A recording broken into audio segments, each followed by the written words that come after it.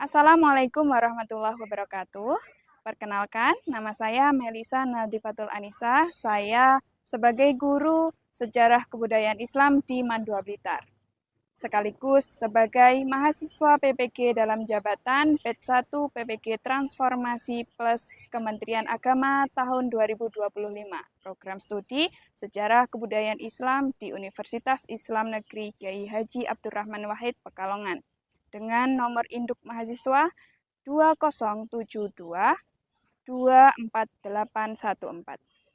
Pada hari ini, 14 Mei 2025, saya akan melakukan uji kinerja praktik pembelajaran dengan pembahasan strategi dakwah dan peran Wali Songo dalam penyebaran Islam di Nusantara. Mohon maaf atas segala kekurangan, selamat menikmati. Assalamualaikum.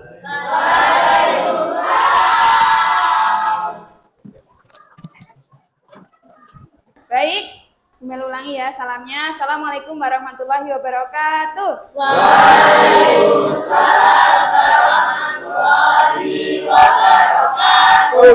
Selamat pagi anak-anak, semoga semuanya sehat. Amin. Kita akan memulai pelajaran SKI ya hari ini. Ya. Sudah siap semuanya? Sudah. Ayo dirapikan tempat duduknya. Bukunya disiapkan. Ada yang tidak masuk? Siapa? Airo. Kenapa? Sakit? Ya. Mari kita doakan Airo semoga nanti segera sehat.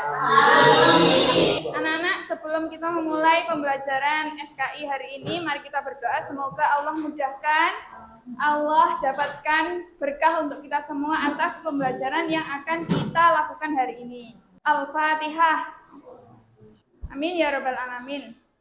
Silahkan semuanya berdiri anak-anak sebagai wujud cinta kita kepada negara Republik Indonesia. Mari kita membaca Pancasila. Pancasila, satu, ketuhanan yang Maha Esa. Dua, kemanusiaan yang adil dan beradab. Baik anak-anak, hari ini kita akan belajar tentang Wali Songo. Ya, kira-kira anak-anak tahu nggak Wali Songo itu ada berapa? 9. Apa yang kalian ketahui dari Wali Songo? Di Jawa. Nah, Wali Songo adalah para ulama yang pada waktu itu ketika Islam masih sedikit ya dalam tanda kutip, beliau menyebarkan agama Islam sehingga sekarang kita bisa menikmati rahmat sebagai orang-orang Islam. Baik anak-anak, di pembelajaran kali ini di bab Wali Songo, saya sampaikan tujuan pembelajarannya dulu ya. Tujuan pembelajaran yang akan kita capai di pembahasan kali ini yaitu strategi dakwah dan peran Wali Songo dalam penyebaran Islam di Indonesia. Diharapkan nanti anak-anak semuanya bisa menganalisis peran dan juga strategi dakwahnya para Wali Songo sehingga nantinya pada fase yang selanjutnya anak-anak bisa mengaplikasikan apa yang sudah dicontohkan atau bisa meneladani atau bisa mengambil hikmah dari apa yang sudah dilakukan oleh para Wali Songo di masa itu dan kita aplikasikan di masa sekarang. Tentunya dengan kontekstualisasi atau mengikuti zaman. Jadi nanti rangkaian kegiatan kita yang pertama kan mengisi LKPD. LKPD-nya tebak lirik ya. Yang kedua nanti kalian sama-sama mengidentifikasi mana yang sudah benar, mana yang belum gitu. Selanjutnya nanti Bu Mel akan memberikan sebuah kasus. Kasus ini sangat berkaitan erat dengan kejadian yang ada di keseharian kita belum lama ini gitu. Jadi ada berita yang sangat viral. Nanti saya mau kirim berita itu kepada sampean dan mari kita analisis bersama. Saya akan meminta pendapat dari kalian bagaimana kaitan dari berita itu dengan sisi strategi dakwah. Selanjutnya nanti akan ada pembentukan kelompok. Setelah pembentukan kelompok, nanti anak-anak Bu Mel minta untuk berdiskusi bersama-sama menganalisis strategi dakwah yang dilakukan oleh para Wali Songo. Gitu nggih? Jadi kan kita sudah kenal Wali Songo ada 9 tadi katanya ya. Wali Songo punya selera atau punya cara dakwahnya masing-masing. Nanti kita akan tahu dari mulai biografinya, kemudian latar belakang beliau berdakwah, apa tujuannya berdakwah, kemudian bagaimana cara dakwahnya, dan lain sebagainya. Nanti kita bisa akan mengaplikasikannya pada fase yang setelahnya. Gitu. Untuk yang pertama kali,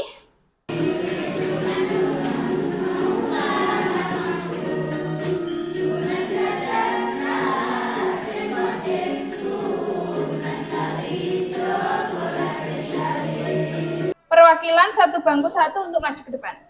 Ya, oke. Ya.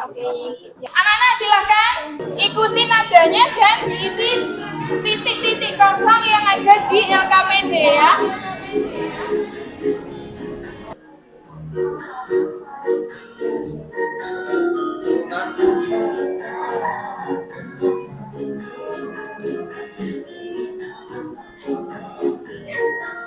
Sudah mulia.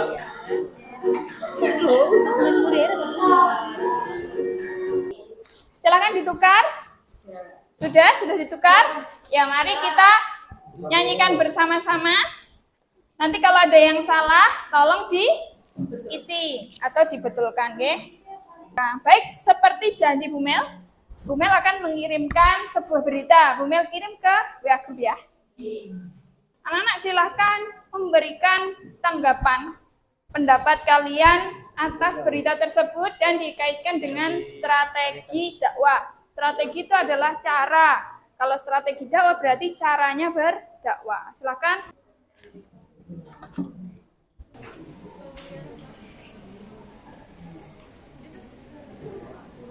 Selesai bacanya? Sudah? Silakan berikan pendapat kalian tentunya terkait dengan strategi dakwah. Yang sudah siap untuk memberikan pendapatnya? Bagaimana pendapatmu? Menurut saya itu kan seorang pendakwah ya Bu ya. Jadi banyak orang yang menganggapnya itu kan sebagai panutan karena beliau kan dakwahnya sudah dikenal banyak orang se-Indonesia Raya. Jadi harusnya memang harus lebih berhati-hati kalau berbicara di depan publik. Karena ya betul kata Safira itu, mungkin beliau itu menganggap itu sebagai sebuah candaan. Tapi belum tentu orang lain yang mendengar itu paham dengan maksud beliau. Jadi memang harus hati-hati. Harus hati-hati. Anak-anak Bunga mau disclaimer on dulu ya, bahwa dalam permasalahan dan juga dalam pembahasan ini kita tidak akan membahas orangnya secara spesifik, namun kita yang mau Bumel garis bawahi adalah berkaitan dengan strategi dakwah. Jadi karena GM atau berita yang sudah kalian baca tadi itu berkaitan juga dengan strategi dakwah, bagaimana caranya beliau berdakwah gitu, sehingga ada kaitannya dengan pembahasan di Wali Songo. Kenapa? Karena sama-sama membahas tentang strategi dakwah, bagaimana dakwah yang paling efektif dan efisien, yang paling mudah untuk diterima oleh semua kalangan dan lain sebagainya. Bumel mau memisalkan ya, ketika Bumel menjadi misalnya guru RA, apakah Bumel akan berkata seperti ketika ada di kelas kalian? Kira-kira bagaimana cara Bumel untuk mengajar anak RA?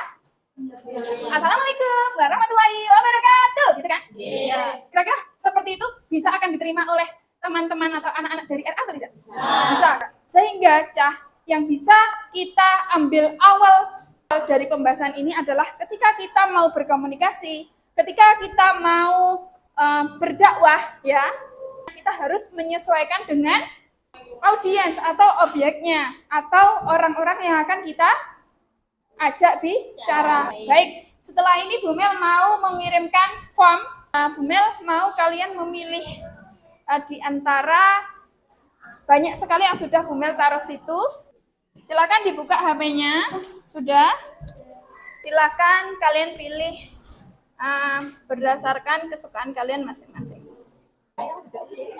Menyampaikan informasi ke kalian.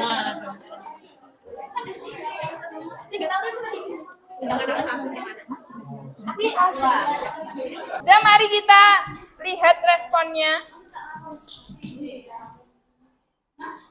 Yang pertama nih, Ustadz Hanan Ataki. Rata-rata memberikan rating 4. Apa alasan kalian memberikan rating 4 kepada Ustadz Hanan Ataki?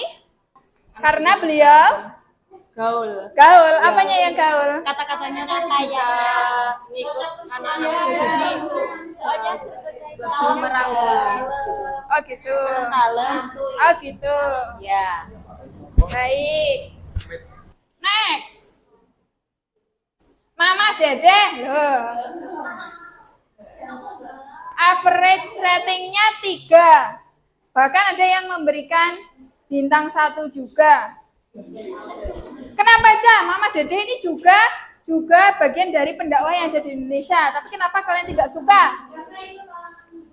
Betul, betul, karena tidak cocok untuk kalian. Kembali lagi itu berarti caranya berbeda, cara berdakwahnya berbeda, sehingga tidak matuk di kalangannya sampean. Sampai sini sudah nyaut ya, atau nyata? Ya, kita lanjutkan. Baik, terima kasih atas respon yang sudah dilakukan. Tepuk tangan untuk kita semua. Baik, kita bernafas dulu, tarik nafas, aduh. Keluarkan, tarik nafas lagi, keluarkan, lagi satu lagi, keluarkan. Alhamdulillah, ya. Setelah ini kita akan membentuk kelompok ya. Kelompoknya ada 4. Langsung satu kotak aja Bu Mel tentukan ya. Kamu sama kamu, kamu sama kamu. Silakan berkumpul dengan kelompoknya masing-masing.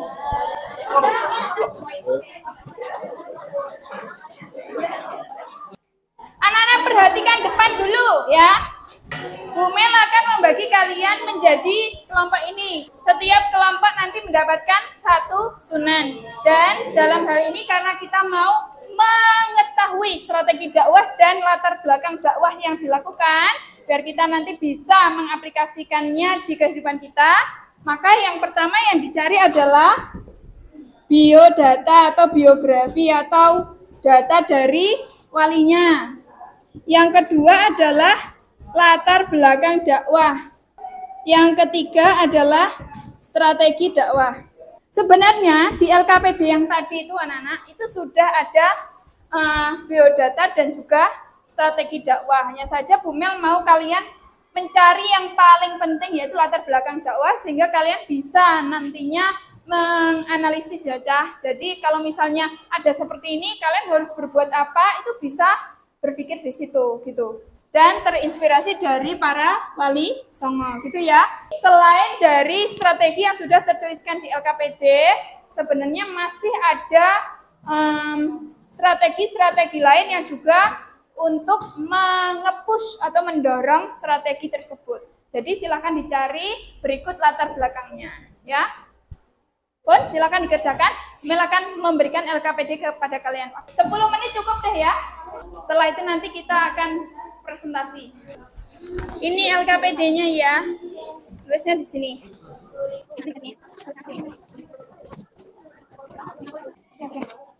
Bu, tahunnya lahir sama tahunnya Bapak kok beda-beda, Bu? Gak apa-apa.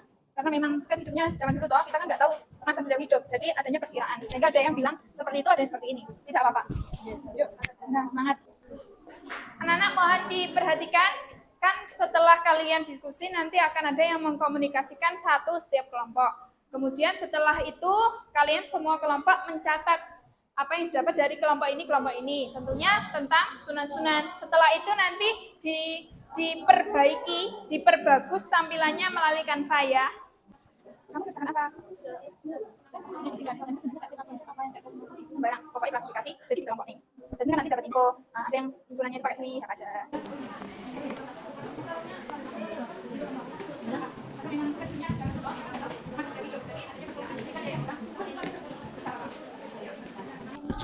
Sudah? Kamu dapat Sunan siapa? Ini ditulis no, Sunan Derajat.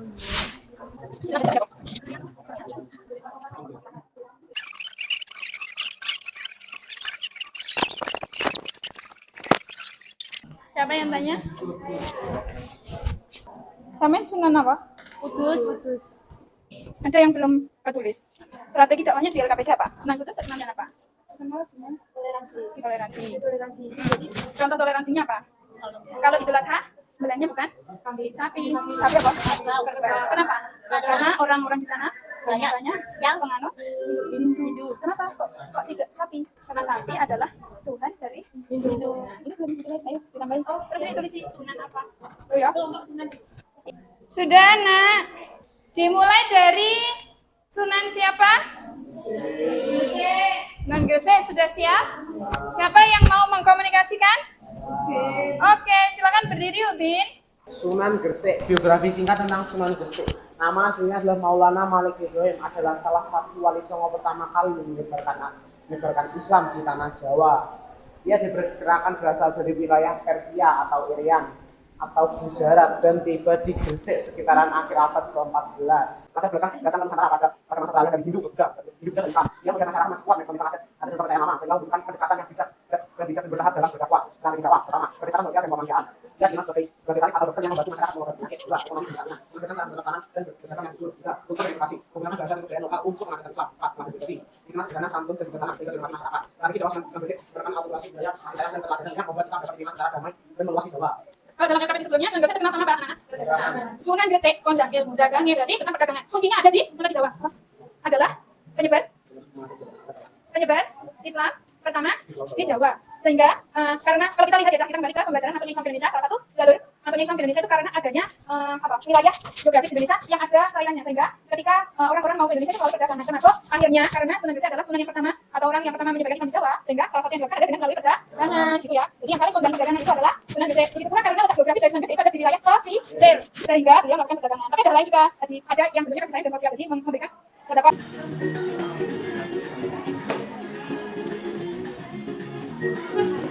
Ikuti nadanya dan silakan isi titik-titik kosong yang ada di dokumen ya.